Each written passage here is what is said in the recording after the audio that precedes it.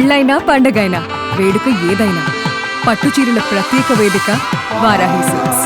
నమస్తే, welcome to Suman TV sports. నేను మీ Sai Bhairi. Match number 57 ఈరోజు ఆర్సీబీ వర్సెస్ కేకేఆర్ ఆడబోతుంది. రాయ్పూర్ వేదికగా జరగబోతున్నటువంటి మ్యాచ్లో ఎవరు గెలిచే అవకాశం ఉంది, ఎవరికి ఎక్కువ ఎడ్జ్ ఉంది, రెండు జట్ల బ్యాటింగ్ బలాలు, బౌలింగ్ బలాలు పూర్తిగా మనం విశ్లేషించేటువంటి ప్రయత్నం చేద్దాం.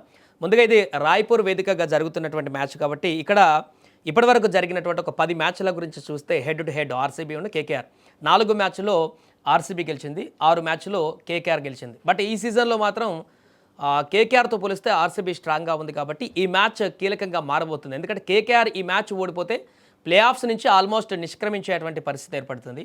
ఆర్సీబీ మాత్రం గెలిస్తే తను ప్లే ఆఫ్స్కి వెళ్ళడానికి మరింత స్ట్రాంగ్గా మారేటువంటి అవకాశం ఉంటుంది. కాబట్టి ఇది చాలా కీలకమైనటువంటి మ్యాచ్ ఇరు జట్లకు కూడా అని చెప్పవచ్చు. సో ఇక్కడ ఈ గ్రౌండ్లో కనుక మనం చూస్తే పెద్దగా హై స్కోర్ వచ్చేటువంటి గ్రౌండ్ ఏం కనిపించట్లేదు. 180 ఆ స్కోర్ వరకు వస్తే రావచ్చు ఎవరు బ్యాటింగ్ చేసినా కూడా. అండ్ ఇక్కడ మొదట బ్యాటింగ్ చేసిన వాళ్ళకంటే కూడా చేజింగ్ చేసిన వారికే ఎక్కువ విన్నింగ్ పర్సంటేజ్ కనిపిస్తుంది. 70% వరకు విన్నింగ్ పర్సెంట్ సెకండ్ బ్యాటింగ్ చేసిన వాళ్ళకి గ్రౌండ్లో ఉంది. 30% అటు ఇటుగా మొదట బ్యాటింగ్ చేసిన విన్నింగ్ పర్సంటేజ్ ఉంది. కాబట్టి ఎవరికి టాస్ గెలిచినా కూడా ఎక్కువగా బౌలింగ్ తీసుకోవడానికి అవకాశం ఉన్నట్టుగా మనకు స్పష్టంగా కనపడుతుంది. అండ్ బౌలింగ్ కూడా పేసర్లకి ఎక్కువ ఇక్కడ అడ్వాంటేజ్గా ఉంది గ్రౌండ్లో, స్పిన్నర్లకి కొంత తక్కువగా ఉన్నటువంటి పరిస్థితి. ఇక రెండు జట్ల బ్యాటింగ్ విభాగానికి విషయాలకు వస్తే ఆర్సీబీ ఈ సీజన్లో మొదటి సెషన్లో ఆడినంత అగ్రెసివ్ మోడ్లో అయితే ఇప్పుడు కనిపించట్లేదు. గత కొన్ని మ్యాచ్ల నుంచి ఫేలవమైనటువంటి ప్రదర్శన ఆర్సీబీ నుంచి కనపడుతుంది.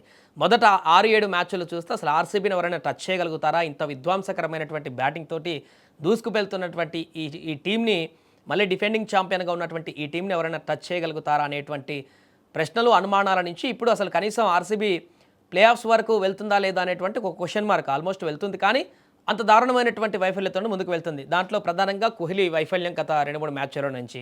అండ్ అలాగే మిడిల్ ఆర్డర్లో కూడా ఫస్ట్ 6-7 మ్యాచెస్లో ఆడినంత అగ్రెసివ్గా పటిదార్ కానీ, జితేష్ కానీ, టీమ్ డేవిడ్ నుంచి కానీ అంత అగ్రెసివ్ బ్యాటింగ్ అయితే కనపడట్లేదు. దీంతో బ్యాటింగ్లో విఫలమవుతూ ఓడిపోతున్నటువంటి పరిస్థితులు చూస్తున్నాం. ఇక కేకేఆర్ విషయానికి వస్తే కేకేఆర్లో బ్యాటింగ్ లైనప్ ఇప్పటికీ ఇంకా ఒక స్ట్రక్చర్ అనేది సెట్ అవ్వట్లేదు. అజింక్య రహానే తీసుకునేటువంటి నిర్ణయాలు పూర్తిగా ఒక్కొక్క మ్యాచ్కి ఒకలా ఉండడం అనేది ఆ యొక్క జట్టు సమతూకాన్ని దెబ్బతీస్తున్నటువంటి పరిస్థితి నెలకొంది. ఇక ఈ రెండు జట్ల బ్యాటింగ్ విషయానికి వస్తే ఇక్కడ మొదట ఆర్సీబీలో ఫిలిప్ సాల్ట్ లేనటువంటి లోటు స్పష్టంగా కనిపించింది. కోహ్లీ కూడా ఫామ్లో లేకపోవడం అనేది కూడా కనపడుతుంది. తర్వాత పడిక్కల్, కోహ్లీ ఓపెనింగ్లో వస్తారు కాబట్టి ఈరోజు కోహ్లీ కనుక క్లిక్ అయితే పడిక్కల్ కూడా విధ్వంసం చేస్తే, ఆ తర్వాత పట్టిదార్ స్ట్రాంగ్ లైనప్, జితేష్ ఉంది. ఆ మధ్యలో టీమ్ డేవిడ్ వరకు కూడా ఇంకా అసలు అన్ని టీంలలో కంటే దారుణంగా బ్యాటింగ్ లైనప్ ఉందంటే ఆర్సీబీకి 8వ నెంబర్ వరకు కూడా ఇంపాక్ట్తో కలిపి 8-9వ నెంబర్ వరకు కూడా వెంకటేష్ అయ్యర్తో సహా బ్యాటింగ్కి దించుతున్నటువంటి పరిస్థితి. కాబట్టి చాలా లాంగ్ బ్యాటింగ్ ఉన్నటువంటి టీం ఆర్సీబీ చాలా స్ట్రాంగ్గా ఉంది ఆన్ పేపర్. మొదటి 6-7 మ్యాచ్ల్లో ఏ రకంగా బ్యాటింగ్ చేసిందో ఆ లైనప్ కనుక చూసినట్లయితే చాలా స్ట్రాంగ్ కేకేఆర్తో పోలిస్తే ఆర్సీబీ బ్యాటింగ్లో ఉంది. ఇక కేకేఆర్ విషయానికి వస్తే అలానే మధ్యలో కొన్ని మ్యాచ్లు డ్రాప్ చేస్తారు, ఆ తర్వాత మళ్ళీ మ్యాచ్ పెట్టారు. అండ్ లాస్ట్ మ్యాచ్లో సెంచరీ తోటి విధ్వంసాన్ని సృష్టించాడు ఫిన్ అలన్. ఒకసారి ఫిన్ అలన్ బ్యాట్ను జులిపిస్తే ఏం జరుగుతుందనేది గత మ్యాచ్లో చూడడం జరిగింది. అంతకుముందు మ్యాచ్ల్లో కూడా అదే పరిస్థితి.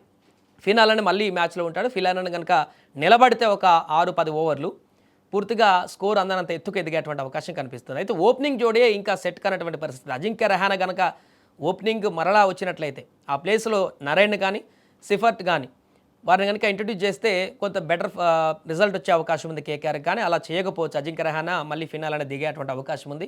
ఇక మిడిల్ ఆర్డర్లో రింకు సింగ్ మినహా మిగతా బ్యాటింగ్ అంతా కూడా పెద్దగా అనుకున్న స్థాయిలో గ్యారంటీగా రాణించినటువంటి పరిస్థితి ఉంది. గ్రీన్ కూడా భారీ డబ్బులతో తీసుకున్నారు, బట్ ఆశించినటువంటి స్థాయిలో ఇప్పటివరకు సీజన్లో రాణించినటువంటి పరిస్థితి కనపడట్లేదు. మిగతా బ్యాటర్లు కూడా అలాంటి పరిస్థితే ఉంది.